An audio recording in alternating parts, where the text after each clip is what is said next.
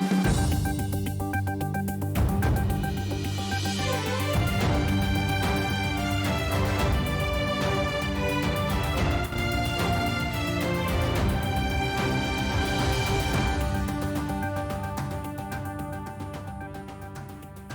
लागि ओलम्पिक प्रतियोगिता सहभागितामै सीमित रहँदै आएको छ। टोकियोमा जारी पारा ओलम्पिकमा भने तेक्वान्दो खेलाडी पलेसा गोवर्धनले उत्कृष्ट प्रदर्शन गर्दै 2 खेल जितिन्।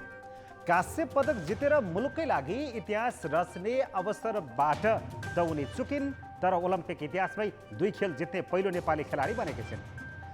कान्तिपुर समाचारमा आज पारा ओलम्पिकमा तेक्वान्दो खेलाडी पलेसा गोवर्धनको ऐतिहासिक प्रदर्शन। नमस्कार, अब मुख्य समाचार। कांग्रेसको 14औं महाधिवेशन प्रक्रिया सुरु। 41 जिल्लामा ओडा अधिवेशन सम्पन्न। महिला, मधेसी, दलित, जनजाति लगायतको प्रतिनिधित्व बढ्यो। महाकाली ट्विन प्रकरणमा सरकारको रहस्यमय मौनता। परराष्ट्र मन्त्रालयले कूटनीतिक पहलै थालेन। सत्ता गठबन्धनकै भ्रातृ संगठन सडकमा। पहिरोमा पुरिएर पर्वतमा एकै परिवारका 5 सहित 11 को मृत्यु। बुटोलको ज्योतिनगरमा बस्ती नै विस्थापित। अफगानिस्तानमा सत्ताको नेतृत्व तालिबानका सहसंस्थापक बरादरले गर्ने। सरकार गठनको गृह कार्य अन्तिम चरणमा। र पारा ओलम्पिक इतिहासमै तेक्वान्दो खेलाडी पलेसाले 2 खेल जितेर राखिन् कीर्तिमान। कांस्य पदक जित्न भने असफल।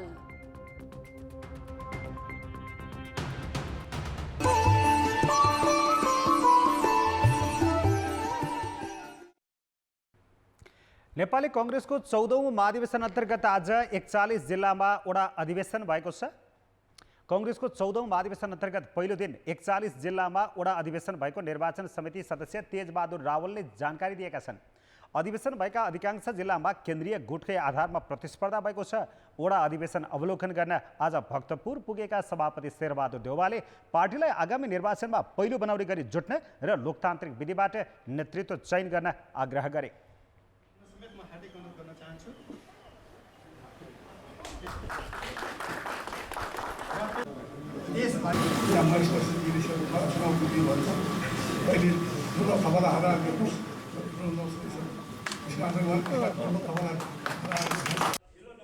आजको अधिवेशनबाट वडा नेतृत्व तथा क्षेत्रीय प्रतिनिधि चयन हुनेछन्। केन्द्रीय कार्य समितिले बनाएको महाधिवेशन कार्यतालिका अनुसार आज देशैभरि वडा अधिवेशन हुनुपर्ने हो, तर क्रियाशील सदस्यता सम्बन्धी विवाद नटुङ्गिएकाले 21 जिल्लाको विवरण अझै सार्वजनिक गरिएको छैन। क्रियाशील सदस्यहरूको नाम सार्वजनिक भएका 56 जिल्ला र निर्वाचन अधिकृत पुगिसकेका जिल्लामा पनि भदौ 20 गते पछि गर्ने वडा अधिवेशन गर्ने तयारी भइरहेको नेपाली कांग्रेसको निर्वाचन समितिले जनाएको छ। कांग्रेसका शीर्ष नेताहरू सभापति देउबाको गृह जिल्ला डडेलधुरा, कोइराला परिवारको मोरङ, उपसभापति विमलेन्द्र निधिको धनुषा सहित पुरै प्रदेश 2 का 8 जिल्ला र महामन्त्री पूर्णबहादुर खड्काको गृह जिल्ला सुर्खेतमा भने अझै क्रियाशील सदस्यताकै विवाद समाधान भएको छैन। कांग्रेसले 13औं महाधिवेशनमा भन्दा यसपटक क्रियाशीलको संख्या दोब्बर अर्थात् 8 लाख पुर्याएको छ। कांग्रेसको केन्द्रीय महाधिवेशन आगामी मङ्सिर 9 गतेदेखि 12 गतेसम्म गर्ने कार्यतालिका छ। नेपाली कांग्रेसको वडा अधिवेशनको लागि भक्तपुरका अधिकांश वडामा सर्वसम्मत नेतृत्व चयन भएको छ। जिल्लाका 38 वटा वडा मध्ये 28 वटा वडामा सर्वसम्मत नेतृत्व चयन भएको नेपाली कांग्रेस भक्तपुरले जानकारी दिएको छ। भक्तपुरका 4 स्थानीय तह मध्ये 10 वटा वडामा भने भदौ 21 गते निर्वाचन गरेर नेतृत्वको चयन गर्ने भक्तपुर नेपाली कांग्रेसले जानकारी दिएको छ। भक्तपुरका 38 वटा वडाबाट वडा सभापति सहित 988 जना क्षेत्रीय प्रतिनिधिको चयन हुनेछ। उता 5 थर जिल्लाका 1 नगर र 7 वटा गाउँपालिकाका 60 वडा मध्ये 33 वडामा नेपाली कांग्रेसका वडा समिति पदाधिकारी र क्षेत्रीय प्रतिनिधि निर्वाचित भएका छन्। जिल्लाका 7 वटा गाउँपालिका मध्ये फालेलुङ, याङबरक र हिलिहाङ गाउँपालिकाका अधिकांश वडामा वडा सभापति र क्षेत्रीय सभापति सहित अधिकांश प्रतिनिधि निर्विरोध निर्वाचित भएका हुन्। फिदिम नगरपालिकाका 14 मध्ये 6 वडामा सभापति र क्षेत्रीय प्रतिनिधि सहित सबै पदाधिकारी सर्वसम्मत निर्वाचित भएका छन्। 5 थरबाट गाउँपालिका, प्रदेश निर्वाचन क्षेत्र र जिल्ला अधिवेशनका लागि 960 जना प्रतिनिधि चयन हुँदैछन्। यसै गरी नेपाली कङ्ग्रेस अर्घाखाँचीमा 61 वडा मध्ये 47 वडाको अधिवेशन सम्पन्न भएको छ। 14 वटा वडामा आकाङ्क्षी बढी भएकाले नेतृत्व चयन हुन सकेको छैन।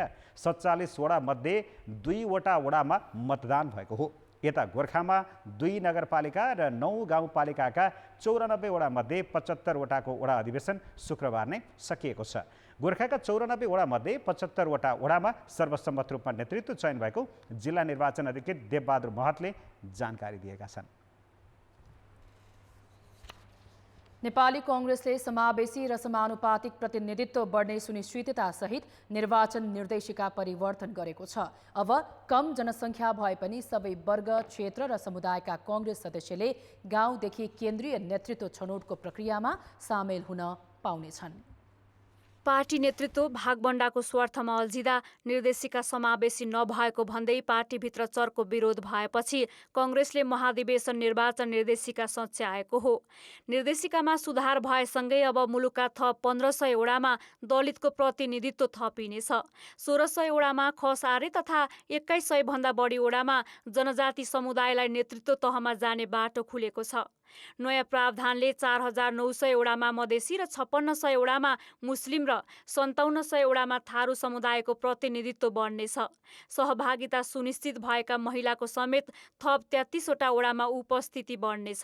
सबैभन्दा बढी त अपाङ्गता भएका व्यक्तिहरू र अल्पसङ्ख्यक जो मुख्यतया अपाङ्गता भएका व्यक्तिहरूलाई लाभ हुन्छ होला। दलितहरूको चाहिँ 1500 वार्डमा प्रतिनिधित्व नआउने खालको अवस्था थियो। अब ती 1500 वार्डमा यदि दलित समुदायबाट काङ्ग्रेसमा क्रियाशील सदस्य हुनुहुन्छ भने उहाँले त्यो लाभ लिन सक्नुहुन्छ। त्यस पछाडि झन्डै 1600 जति वार्डमा खसार्य जनजाति समुदाय पनि निकै ठाउँ पुगा हुन्छ जस्तो लाग्छ। तर यस्तो झन्डै 2100 भन्दा बढी वार्डहरू रहेछ जहाँ जनजाति समुदायको 10% जनसङ्ख्या पुग्दैन। अपाङ्गता भएका व्यक्तिहरूले नयाँ प्रावधानबाट सबैभन्दा बढी लाभ पाउनेछन्। तर यसको यकिन तथ्याङ्क आइसकेको छैन। संविधान अनुसारको समावेशी र समानुपातिक प्रतिनिधित्वको ग्यारेन्टी पार्टीको तल्लो तहबाटै सुनिश्चित भएकोमा कङ्ग्रेसको लाभान्वित समुदाय उत्साहित देखिन्छ। वडादेखि लिएर जिल्ला हुँदै अनि केन्द्र स्तरसम्म दलित जाति जनजातिहरू सबैलाई चाहिँ एउटा कोटा राम्रोसँग पर्याप्त मात्रामा कोटाहरू दिएर नेपाली काङ्ग्रेसले सबैलाई एउटा समेटेर चाहिँ अगाडि बढाउने जुन किसिमको एउटा कार्य योजनाहरू अगाडि ल्याएर नेपाली काङ्ग्रेसलाई अगाडि बढाउने जुन कार्यहरू भइरहेको छ यो चाहिँ एउटा सराहनीय छ। नेपाली काङ्ग्रेस आबद्ध दलित तर्फबाट प्रत्येक क्रियाशीलको आधारमा कोटाहरू निर्धारण गरेर हामीहरूलाई पनि विभिन्न सेक्टरहरूमा समावेशी हुन पाउँदा धेरै खुसी लागेको छ र हामीहरू नेपाली काङ्ग्रेसका नेता तथा कार्यकर्ताहरूले हार्दिक धन्यवाद दिन चाहन्छौँ। संविधान बमोजिमको समावेशी र समानुपातिक प्रतिनिधित्वलाई उपेक्षा गरेर भागवण्डाका आधारमा निर्वाचन निर्देशिका बनाएको भन्दै कङ्ग्रेसमा नेतृत्वको चर्को आलोचना भएको थियो। केन्द्रीय सदस्य मीन विश्वकर्माले त आपत्ति जनाउँदै राजीनामा नै दिएका छन्। निर्वाचन निर्देशिकामा भएको परिवर्तनले समावेशी प्रतिनिधित्व त बढ्छ नै, यसले कङ्ग्रेसको आन्तरिक लोकतन्त्र बलियो बनाउन पनि सघाउ पुग्नेछ। कान्तिपुर समाचारका लागि क्यामेरामा विनोद कोजुका साथ डिपी उपाध्याय र अञ्जना लामिछाने, काठमाडौँ। अब जनताको आवाज हामीले अर्घाखाँची, रूपन्देही, सङ्खुवासभा र भक्तपुरमा सोधेका छौँ। नेपाली कङ्ग्रेसको अबको नेतृत्व कस्तो हुनुपर्छ? जनताको आवाज।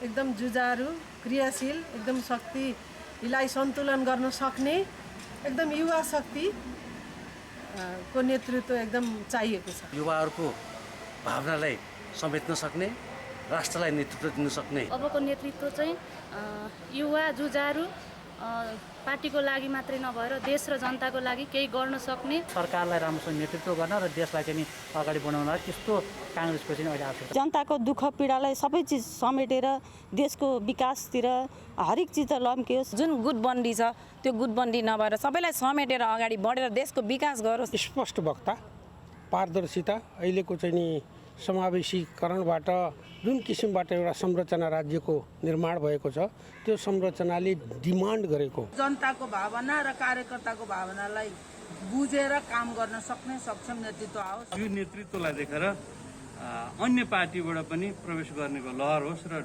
जनताहरू ढुक्क हुन्। गुट नभइकन काङ्ग्रेसलाई सबैलाई जसले मिलाएर लान सक्छ उही मात्रै आउनुपर्छ। कार्यकर्तालाई एकजुट भएर अगाडि लान सक्ने त्यस्तो व्यक्तित्व आउनुपर्छ। अब अहिलेको स्थितिमा के छ भने जसको पैसा छ, जसले पैसा बाँड्न सक्छ त्यो मान्छे पदमा पुग्ने, त्यो मान्छेले पैसा बाँडेर राजनीतिमा उठ्ने हुन्छ। तर त्यो होइन। पार्टीको भाव र मर्मलाई बुझेको छ त्यस्तो व्यक्तिले लिड गर्नुपर्छ। निष्पक्ष, निष्कलङ्कित र इमान्दार, गुटको राजनीति नगर्ने कर्तव्यनिष्ठ व्यक्ति छानिनुपर्छ।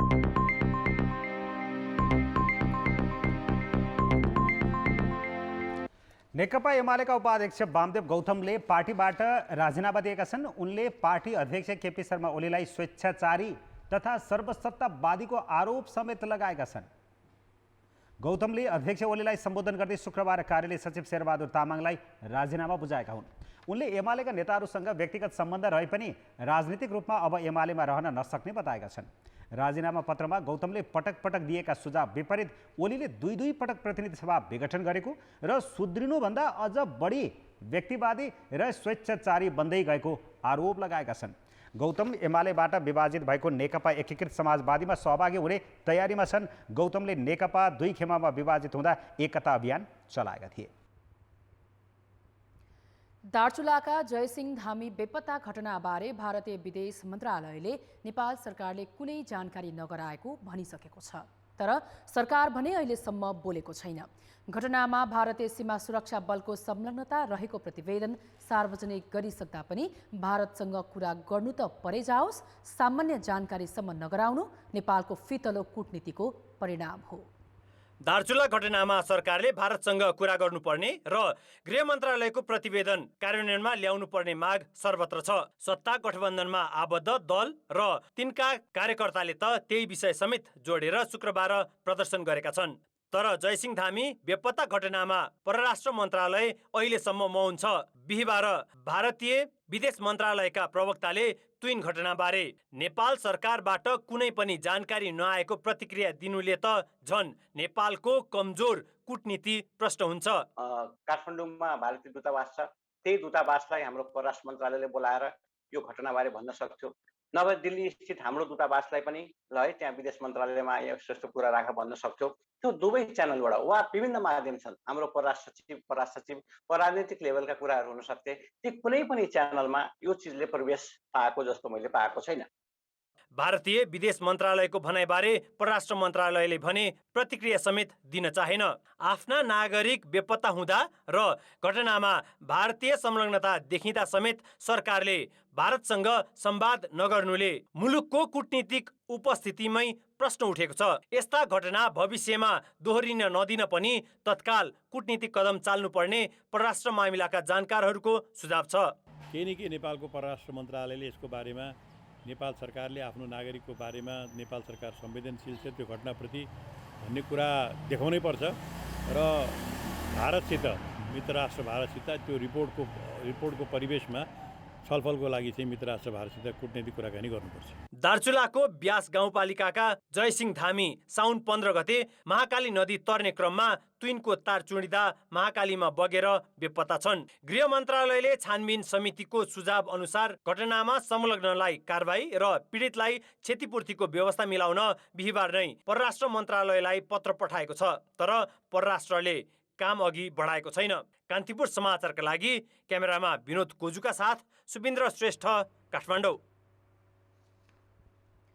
सत्ता गठबन्धनको मुख्य दल नेकपा माओवादी केन्द्रले महाकाली नदीमा ट्विनबाट खसेर दार्चुलाका एक युवा बेपत्ता भएको घटनाबारे तत्काल सत्य तथ्य सार्वजनिक गर्न भारत सरकारसँग माग गरेको छ।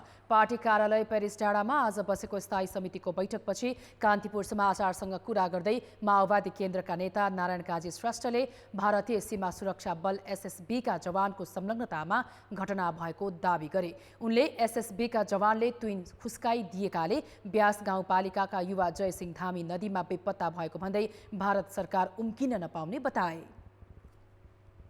अन्यथा गरेर होइन, तथ्यहरूलाई ढाकछोप गरेर होइन, नेपालीहरूमाथि अन्याय र उत्पीडनलाई कुनै एउटा वा अर्को रूपमा जारी गर्न खोजेर होइन, स्पष्ट रूपमा तथ्यलाई स्वीकार गर्ने, दोषीमाथि कारबाही गर्ने र अब आइन्दा यस प्रकारको घटनाको पुनरावृत्ति नगर्ने गरी भारत सरकार प्रस्तुत हुनुपर्छ। त्यसको निम्ति हामी अनुरोध गर्न चाहन्छौँ। नेता श्रेष्ठले फरक प्रसङ्गमा अमेरिकी सहयोग परियोजना एमसीसीमा पार्टीको अडान यथावत रहेको भन्दै एमसीसीका उपाध्यक्षले नेपाल भ्रमण गरेकै आधारमा धारणा परिवर्तन नहुने स्पष्ट पारे। एमसीसीको बारेमा हाम्रो पार्टीको दृष्टिकोण र धारणा यसअघि नै स्पष्ट गरिसकेको छ। एमसीसीका कुनै अधिकारीहरू नेपाल आउनु कुराले हाम्रो धारणामा परिवर्तन हुने कुरा भएन। उहाँहरू आउनु आफ्नै योजनाअनुसार आउने कुरा हो, त्यसलाई हामीले अन्यथा भन्न मिलेन। तर हाम्रो दृष्टिकोण र धारणा हामीले गठबन्धनमा पनि राखेका छौँ, यसअघि नेपाली जनता अगाडि सार्वजनिक गरेका छौँ। त्यो धारणामा कुनै परिवर्तन भएको छैन। माओवादी केन्द्रले एमसीसी संसदबाट हुबहु अनुमोदन गर्न नहुने अडान लिँदै आएको छ। तर सरकारको नेतृत्व गरिरहेको नेपाली कांग्रेस जस्ताको तस्तै अनुमोदन गर्नुपर्ने पक्षमा छ। सीमा नाकामा विवाद उत्पन्न भए सत्ता गठबन्धनको सहमतिमै सुल्झाउनु पर्ने भन्दै माओवादी केन्द्रले हुम्लामा चीनसँगको सीमा विवाद अध्ययन गर्न सरकारले समिति गठन गरेका प्रति असन्तुष्टि जनाएको छ। अविरल वर्षासँगै खसेको पहिरोले पुरिएर पर्वतमा 11 जनाको मृत्यु भएको छ। कुस्मा नगरपालिका दुर्लुङमा माधव शर्माको घर पुरिँदा उनकी आमा कौशिला, 2 छोरी विमला र विनिताको मृत्यु भएको हो। यसैगरी कुस्मा सिल्मीमा पहिरोले घर पुरिँदा दुर्गा पौडेल र उनका 6 वर्षीय छोरा गणेश पौडेलको मृत्यु भएको छ। पर्वतकै मोदी गाउँपालिका 5 अम्बोटमा पहिरोले पुरिएर फुलमाया थापाको मृत्यु भएको छ। 4 घरका 4 परिवार पहिरोमा परेको र 11 जना मध्ये 7 जनाको शव पोस्टमार्टमका लागि जिल्ला अस्पताल पुर्याइएको छ। जोखिम क्षेत्रमा उद्धार र थप सतर्कता अपनाइएको पर्वतकी प्रमुख जिल्ला अधिकारी देवी पाण्डे खत्रीले जानकारी दिएकी छिन्।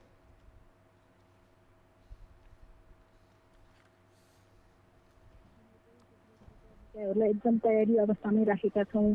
जोखिम भएका घरहरूको विवरण मागेर उनीहरूलाई पहिलादेखि नै वडा स्तरबाट चाहिँ सुरक्षित स्थानमा बस्नका लागि पसल नगरेको ठाउँमा चाहिँ हामी नै गएर त्यहाँ नबस्नुहोस् भनेर भनेका पनि छौँ। वडा स्तरले पनि निश्चित रूपमा चाहिँ आफन्तको घरमा अथवा चाहिँ स्कुलहरूमा गरेर राखेको पनि छ। त्यो हुँदाहुँदै पनि एकातिर जस्तै जलजलाको धाइरीमा एकदम जोखिम देखिएको थियो, त्यतातिर हामी कन्सन्ट्रेट थियौँ। फेरि अर्कातिर सोच्दै नसोचेकोतिर आइदियो। एक घर परिवारको सदस्यले चाहिँ आफ्नो गइसके पछाडि त्यहाँ अरू आफन्त कोही पनि छैन, कसैसँग हामी कुरा गर्नै पाएनौँ। आफन्त चाहिँ एकजना आफन्त हो, विदेशमा रहेछ, कतार रहेछ होइन, अरू कोही पनि उसको आफन्त छैन। हेर्दाखेरि अब पानी आइरहेको। चुरे पहाडको फेदमा छ बुटवल। बुटवलको शिरमा रहेको यही चुरे पहाडबाट एक साता यता पहिरो खसिरहेको छ। पहिरोले बुटवल 3 ज्योतिनगर क्षेत्रका बासिन्दाको उठीवास गराएको छ भने सिङ्गो बुटवल जोखिममा परेको छ। पहाडबाट भेलसहित आएको पहिरोले बुटवलको ज्योतिनगर क्षेत्र प्रभावित भएको छ। यहाँका 1 दर्जन घर बगाइसकेको छ भने 100 घरहरू विस्थापित भएका छन्। ज्योतिनगरबाट सुरु भएको पहिरो बग्दै अहिले लक्ष्मीनगर आदर्श नगर हुँदै ट्राफिक चोकसम्म पुगेको छ। मेरो घर सब पुगेछ, घरको नाम निशान छैन। अब सरकारले केही गर्नुहुन्छ भन्ने आशा छ। पहिरो खस्यो अनि केटाकेटी सानो छ, केटाकेटी बोल्ने पनि डरायो, बस्नु पनि डरायो। हामीले केटाकेटी गाउँमा लिएर गयौँ, यहाँ कतिखेर के हुन्छ थाहा छैन। चुरेबाट खसेको पहिरो खाली स्थान हुँदै तल बगिरहेको छ।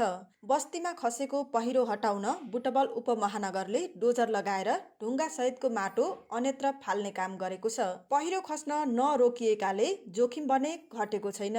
बचेका घर पनि कति बेला भत्कने हुन् टुङ्गो छैन। अलिकति पानी पर्दा पनि के हुने हो, कसो हुने हो, अनि बाँच्ने हो कि मरिने हो कि भन्ने चाहिँ राष्ट्रिय धैर्यमा यसले बनाइरहेको छ। यसलाई चाहिँ स्थायी रूपमा एउटा समाधान सरकारले निकालिदिएमा हामी चाहिँ अलिकति हामीलाई राम्रै हुने थियो। आज पनि हुनसक्छ, भोलि पनि हुनसक्छ। यो चाहिँ पहिरो खस्ने सम्भावना धेरै देखिरहेको छ। अनि त्यसले गर्दा हामी कोही पनि यहाँ सुरक्षित छैनौँ।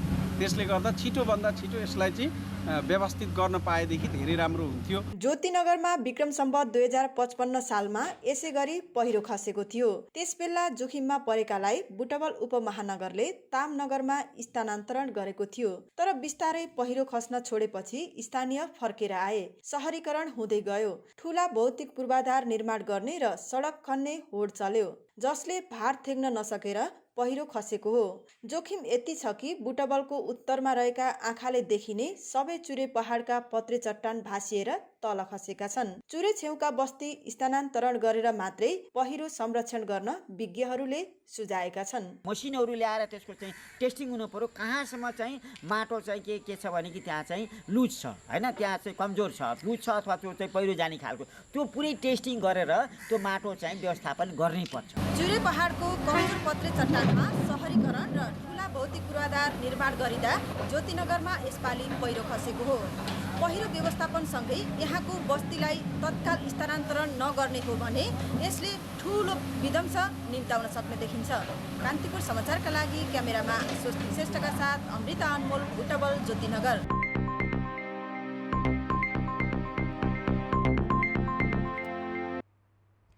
अध्यादेश मार्फत आएको बजेट संशोधनका लागि सरकारले प्रतिस्थापन विधेयक ल्याउन लागेको छ। अर्थ मन्त्रालयले विधेयकको मस्यौदा बनाउने काम अन्तिम चरणमा पुर्याएको छ। अनौपचारिक क्षेत्रमा काम गर्ने श्रमिकलाई राहत दिनेदेखि राजनीतिक पहुँचका आधारमा घोषणा भएका कार्यक्रम स्थगन गर्ने गरी विधेयक ल्याउन लागि हो। अघिल्लो सरकारले जेठ 15 मा अध्यादेश मार्फत बजेट ल्याएको थियो। त्यतिखेर प्रतिपक्षमा रहेको नेपाली काङ्ग्रेस र माओवादी केन्द्रले बजेटमा समावेश केही कार्यक्रमको विरोध गरेका थिए। अहिले सरकारको नेतृत्व काङ्ग्रेसले गरिरहेको छ भने अर्थ मन्त्रालय माओवादीले सम्हालिरहेको छ। अर्थमन्त्री जनार्दन शर्माले साउन 26 गते संसदमा देशको आर्थिक अवस्था प्रस्तुत गर्ने क्रममा नै प्रतिस्थापन विधेयक ल्याउने घोषणा गरेका थिए। सत्ता गठबन्धनको न्यूनतम साझा कार्यक्रम सम्बोधन र कोभिडबाट सिर्जित समस्या समाधान गर्ने गरी अर्थ मन्त्रालयले प्रतिस्थापन विधेयक ल्याउने तयारी अगाडि बढाएको हो। उसले प्रतिस्थापन विधेयक मार्फत अघिल्लो सरकारका प्रधानमन्त्री केपी शर्मा ओली र अन्य पहुँचवाला नेताको गृह जिल्लालाई लक्षित गरी राखिएका पूर्वाधार निर्माणका कार्यक्रम स्थगन गर्न लागेको छ। सैद्धान्तिक हिसाबमा माननीय मन्त्रीको निर्देशन के छ भन्दाखेरि कतिपय आयोजनाहरू चाहिँ जस्तो पर्याप्त तयारी नभइकन आयोजनाका पूर्व तयारीहरू भएको छैनन्, तर आयोजनाका लागि बजेट विनियोजन भएका अवस्थाहरू पनि छन् भनेदेखि त्यस्ता खालका आयोजनाहरूलाई कटौती गरौँ। अब अध्ययनै भएको छैनन् अथवा त्यसको पूर्व तयारी नै भएको छैनन् भने त्यसमा बजेट राख्नु नराख्नुको खासै अर्थ छैन। नुनको कारोबारमा सीमित व्यापारीलाई संलग्न गराउने र चुरे दोहन गरी ढुङ्गा गिटी निकासीको व्यवस्था कार्यान्वयन नगर्न सर्वोच्च अदालतले नै अन्तरिम आदेश दिइसकेको छ। सङ्घीय सरकार मातहतका कतिपय विकास आयोजना प्रदेश सरकारलाई दिने तयारी छ। यस्तै राष्ट्रिय गौरवका आयोजनाको पुनर्तालिकीकरणदेखि रणनीतिक महत्त्वका सडकमा बजेट थपघट गर्न लागि अर्थ मन्त्रालय स्रोतले जनाएको छ। अनौपचारिक क्षेत्रका श्रमिकलाई राहत दिनेदेखि कृषि र पर्यटन क्षेत्रको पुनरुत्थान गर्ने गरी कार्यक्रम ल्याउने मन्त्रालयको तयारी छ। असाध्य न्यूनतम कार्यक्रमलाई पनि एउटा आधार अबको यो बजेट संशोधनको एउटा आधार भयो। त्यसै गरी अब अहिले कोभिडको कारणले जुन किसिमका चुनौतीहरू खडा भएका छन् ती चुनौतीहरू पनि सम्बोधन गर्ने विषय र अर्को चाहिँ अब वर्तमान सरकारको नीति र प्राथमिकताहरू यिनै कुराहरूको सेरोफेरोमा बजेटमा केही गर्नुपर्ने संशोधनका विषयहरू माननीय मन्त्रीज्यूले निर्देशन गर्नुभएको छ। आयात कम गर्न उत्पादन बढाउने कार्यक्रम राख्न अर्थमन्त्री शर्माले मस्यौदा निर्माणमा संलग्न कर्मचारीलाई निर्देशन दिइसकेका छन्। बजेटको आकार र करका दर हेरफेरबारे राजनीतिक तहबाट निर्णय हुन बाँकी छ।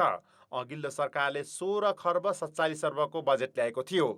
विकास मन्त्रालयका सचिवहरूसँगको छलफलपछि आकारबारे निर्णय हुनेछ। कान्तिपुर समाचारका लागि क्यामेरामा श्याम श्रेष्ठका साथ सुमन पन्थ, काठमाडौँ। समाचारमा पुनः स्वागत छ। सरकारले अमेरिकी मिलेनियम च्यालेन्ज कर्पोरेसन MCC सम्झौतामा उठेका विवादित विषयमा प्रश्न पार्न अमेरिकालाई पत्राचार गरेको छ। अर्थ मन्त्रालयले शुक्रबार नेपाल स्थित अमेरिकी राजदूतावास मार्फत MCC मुख्यालयलाई पत्राचार गरेको हो। पत्रमा MCC सम्झौता नेपालको संविधान र कानुनभन्दा माथि रहने कि नरहने र अमेरिकाले अघि सारेको इन्डो पेसिफिक रणनीति अन्तर्गत पर्छ कि पर्दैन प्रश्न पारिदिन भनिएको छ। यस्तै MCC अन्तर्गत नेपालमा सुरक्षा प्रभाव हुन्छ कि हुँदैन, परियोजनाको लेखा परीक्षण नेपालबाट हुने कि अमेरिकाबाट भन्ने प्रश्नको जवाब पनि मागिएको छ। अर्को साता MCC उपाध्यक्ष फातेमा सुमार र सहायक उपाध्यक्ष जोनाथन ब्रुक्स नेपाल आउने तयारी भइरहेको सन्दर्भमा सरकारले त्यससँगै नै MCC मुख्यालयलाई पत्राचार गरेको हो। अमेरिकी राजदूतावासले अर्थ मन्त्रालयको पत्रलाई सकारात्मक रूपमा लिएको जनाएको छ। MCC बारे सत्ता गठबन्धन दलमै एकमत छैन। कसैले नेपालको सुरक्षा संवेदनशीलतामा हस्तक्षेप हुने भनिरहेका छन् भने कसैले संसदबाट पारित गर्नुपर्ने बताउँदै आएका छन्। हतियार चोरीको आरोपमा 2 वर्षदेखि कारागारमा रहेका 2 सैनिक जवानले सफाई पाएका छन्। कालीबहादुर गण चितवनबाट एसएमजी चोरी गरेको अभियोगमा जेल सजाय भोगिरहेका जवान द्वय लवकुमार गुरुङ र सरोज तामाङलाई उच्च अदालत पाटनका न्यायाधीश सहितको सैनिक विशेष अदालतले निर्दोष साबित गरेको हो। तर सैनिक आचरण विरुद्ध गतिविधि गरेको भन्दै उनीहरूको बढुवा भने 3 वर्ष रोक्का गरिएको छ। गत साउनमा चितवनमा सैनिक जवान भरत गुरुङको हत्या भएको थियो। हत्यामा 2 वर्षअघि चोरी भएको सेनाकै हतियार प्रयोग भएको पाइएपछि तामाङ र गुरुङ निर्दोष भएको तथ्य बाहिर आएको हो। भरतको हत्यामा संलग्न सैनिक जवान गंगाधर ढकालले नै हतियार चोरी गरेको बाहिर आएपछि सेनाले कोर्ट मार्शल सुरु गरेको थियो। सैनिक विशेष अदालतले ढकाललाई भने जन्मकैदको सजाय सुनाएको छ। निर्दोष 2 जवानमाथि कोर्ट मार्शल गर्ने अधिकृत र सैनिक अदालतका पदाधिकारीमाथि कस्तो कारबाही हुन्छ भन्ने चाहिँ फैसलाको पूर्ण पाठपछि यकिन हुनेछ। कसिलो सीमा नाकादेखि अन्तर्राष्ट्रिय विमानस्थलको सुरक्षा निगरानी हरेक मुलुकको प्राथमिकता हुनुपर्छ। अझ यतिखेर अफगानिस्तानमा बदलिएको घटनाक्रमले नेपालमा समेत सुरक्षा चुनौती बढाइरहेको छ। तर नेपालको एक मात्रै त्रिभुवन अन्तर्राष्ट्रिय विमानस्थलमा अध्यागमनदेखि सुरक्षा सतर्कता बलियो बनाउन नसक्दा जोखिम बढेको छ। 3 किलो कोकेन बोकेर सहजै काठमाडौँ उत्रिएकी दक्षिण अफ्रिकाकी एक महिला यसै साता पक्राउ पर्दा त्रिभुवन अन्तर्राष्ट्रिय विमानस्थलको अध्यागमन संयन्त्रदेखि विदेशी नागरिकको निगरानीमा कहाँ कस्तो कमजोरी छ भन्ने धेरै पक्ष उजागर भएको छ। लागु औषध नियन्त्रण ब्युरोको सावधानीले ती अफ्रिकी महिला त पक्राउ परिन्, तर उनीसँग जोडिएकी तान्जानियाकी अर्की महिला लियोनार्ड किमारोको भाषा सिक्ने बहानामा नेपाल बसाइले हाम्रो अध्यागमन र अनुगमनमाथि गम्भीर प्रश्न खडा गरेको छ। खुरुखुरु विद्यार्थी भिजा थमाइदिने हाम्रो संयन्त्रले उनले के गरिरहेको छ भन्ने कहिल्यै खोजी गरेन। पुस यता मात्रै 132 जना विदेशीलाई निकाला गरिएको छ। त्यस्तै 9 जनालाई विमानस्थलबाटै फर्काइएको तथ्याङ्क हेर्दा पनि अवैध रूपमा नेपाल भित्र नखोज्ने विदेशीको चासो र सुरक्षा सतर्कतामा गर्नुपर्ने कडाइलाई थप पुष्टि गर्छ। पढ्न आउने मान्छेहरू भनेपछि उसले डकुमेन्ट सो गरेपछि त पढ्नै आएको भन्ने बुझ्नु पर्यो हामीले।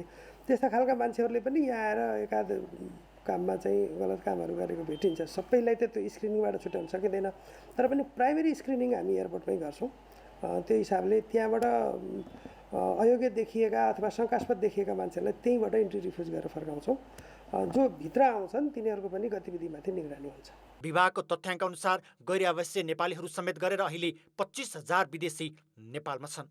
त्रिभुवन अन्तर्राष्ट्रिय विमानस्थलबाट 3 वर्ष अघि चिम्पान्जी समेत छिराएको घटनाले समेत सुरक्षामा थप संवेदनशीलता त्यतिबेला देखाएको थियो। अहिले स्थलमार्गबाट तेस्रो मुलुकका नागरिकलाई नेपाल प्रवेशमा रोक लगाइएको छ। हवाई मार्ग हुँदै पर्यटक आगमन पनि कोभिड-19 का कारण शून्य प्राय छ। तैपनि त्रिभुवन अन्तर्राष्ट्रिय विमानस्थलको अध्यागमन र अन्य संयन्त्रको सतर्कता थप बलियो नबनाए त्यसले सुरक्षा जोखिम बढाउने देखिएको छ। हेरोइन लिएर आउने मान्छेले भोलि हतियार बोकेर आउन सक्दैन। हेरोइन लिएर ल्याउने मान्छेले भोलि यहाँ एउटा टेरोरिस्ट भोलि अफगानिस्तान एउटा टेरोरिस्टको अखडा बन्दियो भने त टेरोरिस्टहरू मलजल गर्ने ठाउँको रूपमा एउटा त्यस्तो व्यक्तिहरू आएर यहाँ पनि मान्छेलाई रेडिकलाइज गर्न सक्छ नि त। भने यी सबै कुराहरू त्यो इमिग्रेसन सिस्टम अहिले निजामती प्रशासनसँग छैन। पुलिससँग त्यो एक्सपर्टिज छ। त्यसमा पुलिसको इमिग्रेसनमा उपस्थिति अनिवार्य छ। नेपालमा रहेका हरेक विदेशीको एक निगरानी गर्न नसक्ने र एकमात्र अन्तर्राष्ट्रिय विमानस्थलमा खटिएका सरकारी संयन्त्रबीच समन्वय नहुने हो भने त्यहीँबाट हुने सानो चुक राष्ट्रिय सुरक्षाका लागि घातक बन्न सक्छ। कान्तिपुर समाचारका लागि क्यामेरामा हेमन्त कटवाल र पशुपति बुढाथोकीका साथमा रमेश धमला, काठमाडौँ। अब जनमतको अन्तिम परिणाम। जनमतमा हिजो हाम्रो प्रश्न थियो, सरकारको कामको गति बढ्न नसक्नुको कारण के होला? ए, मन्त्री परिषद विस्तार नहुनु, बी, मार्गचित्र नै नहुनु र सी, गठबन्धनमा स्वार्थै स्वार्थ। जनमतको अन्तिम परिणाम यस्तो छ। ए, मन्त्री परिषद विस्तार नहुनुमा 11%, बी, मार्गचित्र नै नहुनुमा 17% र सी, गठबन्धनमा स्वार्थै स्वार्थमा 72% मत प्राप्त भएको छ। अब आजको प्रश्न। जनमत मुलुकको एकमात्र त्रिभुवन अन्तर्राष्ट्रिय विमानस्थलको अध्यागमन र सुरक्षा प्रणालीमा किन पटक पटक प्रश्न उठ्ने गरेको होला? ए. सुरक्षा चेक जाँचमा लापरवाही गरेर, बी. सरकारी संयन्त्रबीच समन्वय नभएर र सी. स्रोत साधनकै कमी भएर। जनमतको अन्तिम परिणाम भोलि बेलुकी 8 बजेको कान्तिपुर समाचारमा प्रसारण गर्नेछौँ। कृपया NEWS news space A, B वा C टाइप गरी 34001 मा SMS गरी आफ्नो मत व्यक्त गर्नुहोला। खेलकुद समाचार। नमस्कार, कान्तिपुर खेलकुद समाचारमा स्वागत छ। तेक्वान्दो खेलाडी पलेसा गोवर्धन ओलम्पिक इतिहासमै 2 खेल जित्ने पहिलो नेपाली खेलाडी बनेकी छन्। उनी टोकियो पारा ओलम्पिकमा ऐतिहासिक काँस्य पदक जित्नबाट भने चुकिन्। आज भएको रेपेचेजतर्फको फाइनलमा पलेसा चीनकी युजी लीसँग 12-9 अङ्कले पराजित भइन्। यो खेल जितेको भए 18 वर्षीय पलेसा ओलम्पिक इतिहासमा नेपालका लागि पदक जित्ने पहिलो खेलाडी बन्ने थिइन्। पहिलो चरणमा पलेसाले 4-2 को अग्रता लिएकी थिइन्। दोस्रो चरण 5-0 ले जित्दै लीले 7-4 को अग्रता बनाइन्। तेस्रो चरणमा कडा प्रतिस्पर्धा भएको थियो। 5-5 को बराबरी भए पनि पलेसाको जित सम्भव भएन। खेल एक समय समग्रमा 9-9 अङ्कको रोमाञ्चक स्थितिमा पुगेको थियो, तर पलेसा इतिहास रच्नबाट चुकिन्। K44 विधा अन्तर्गत 58 किलो मुनि तौल समूहमा प्रतिस्पर्धा गरेकी पलेसाले आफ्नो पहिलो खेल बेलायतकी वेथ मुनरोसँग 21-8 ले गुमाएकी थिइन्। त्यसपछि रेपेचेजमा काँस्य पदकका लागि उनले प्रतिस्पर्धा गरेकी हुन्। अमेरिकाकी ब्रायना सालिनारोलाई 10-0 ले पराजित गर्दै पलेसा सेमिफाइनलमा प्रवेश गरेकी थिइन्। ग्रीष्मकालीन र पारा दुवै ओलम्पिक इतिहासमा नेपाली खेलाडीले जित हात पारेको यो पहिलो पटक हो। पलेसाले सेमिफाइनलमा सिरियाकी मिसेभलाई 23-15 ले हराएर काँस्यका लागि भिडन्त पक्का गरेकी थिइन्। पारा ओलम्पिकमा तेक्वान्दोले यसै पटक डेब्यू गरेको हो। यसपटकको पारा ओलम्पिकमा नेपालबाट प्रतिनिधित्व गर्ने उनी एक्लो खेलाडी हुन्। 5 वर्ष अघि तेक्वान्दो खेल्न सुरु गरेकी पलेसाले टोकियो जानु अघि 6 अन्तर्राष्ट्रिय प्रतियोगितामा सहभागिता जनाएकी थिइन्। सन् 2018 मा भियतनाममा भएको पारा एसियन च्याम्पियनसिपमा उनले काँस्य जितेकी थिइन्। नेपालले सन् 2004 देखि पारा ओलम्पिकमा सहभागिता जनाउन थालेको हो। राष्ट्रिय फुटसल लिग खेल्ने शङ्खमूल फुटसल टोलीलाई खुजु नेपालले प्रायोजन गरेको छ। लिगका लागि शङ्खमूल फुटसल टोली र कुजु नेपालले आज प्रायोजन सम्झौता गरेका छन्। सम्झौता अनुसार कुजु नेपालले शङ्खमूल फुटसललाई 2 लाख नगद फुटसल खेल्दा चाहिने जर्सी लगायत सामान उपलब्ध गराउनेछ। शङ्खमूल 2 पटकको राष्ट्रिय च्याम्पियन हो।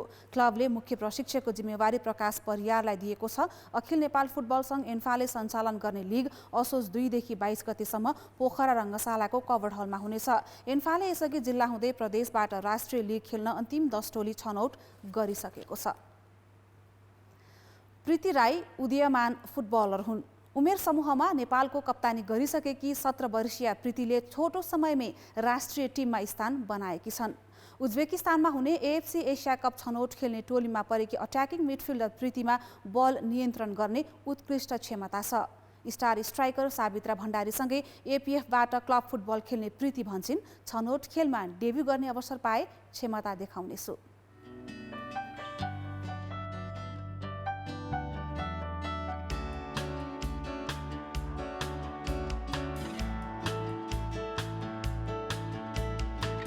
क्याम्पमा चाहिँ अब पहिला पनि परेको थिएँ, अनि यसपालि चाहिँ स्क्वाडमै सेलेक्ट हुँदा चाहिँ एकदम खुसी लागेको छ होइन। अब यत्रो मेहनत गरेको फल चाहिँ अहिले आउँदैछ भनौँ न। नेसनल टिम र क्लबबाट खेल्नु भनेको चाहिँ अब धेरै नै फरक छ भनौँ न। अब क्लबबाट अब क्लब र नेसनल टिमको यो भनौँ स्तर अब एकदम माथि तल एकदम धेरै नै फरक छ भनौँ न। अब क्लबबाट खेल्दा चाहिँ अब ढुक्क भनौँ न, ढुक्क भएर मजाले खेलिन्थ्यो। अब त्यस्तो एकदम प्रेसर जति पाइन्थ्यो त्यति प्रेसर चाहिँ एकदम कम हुन्थ्यो होइन। तर नेसनल टिममा आएपछि अब मेन्टली प्रेसर चाहिँ एकदम हुँदो रहेछ।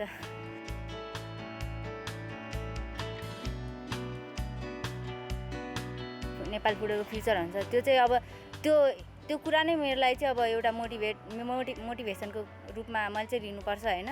प्रेसरको रूपमा भन्दा पनि आफूले जति प्रेसर लियो होइन त्यति नै अब आफूलाई मेन्टली टर्चर पनि हुन्छ, प्रेसर पनि हुन्छ। तर आफूले त्यही कुरालाई मोटिभेसनको रूपमा लियो भने आफू अझ माथिको लेभलमा पुग्न सकिन्छ भन्ने मलाई विश्वास छ।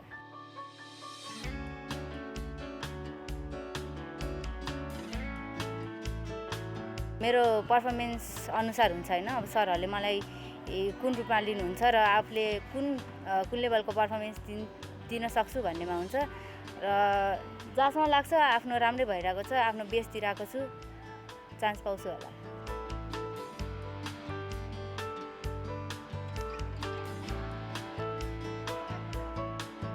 पक्कै पनि सावित्रा दिदी एकदमै होइन नेपालको नम्बर 1 प्लेयर नै हुनुहुन्छ होइन। अब उहाँ नहुँदा अलिअलि अप्ठ्यारो त हुन्छ, तर अब दिदीको ठाउँ लिन्छु भन्दा पनि अब आफ्नै ठाउँ बनाउने चाहिँ मैले सोच बनाएको छु।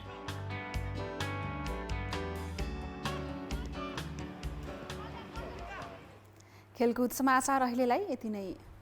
मौसम सम्बन्धी जानकारी।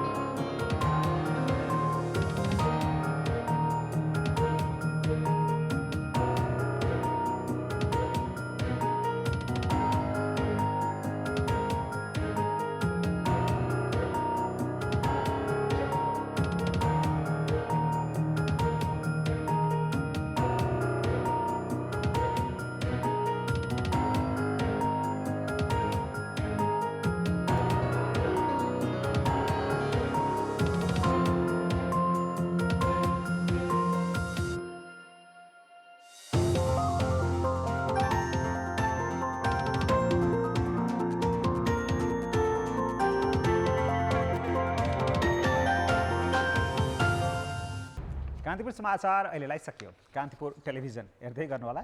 नमस्ते।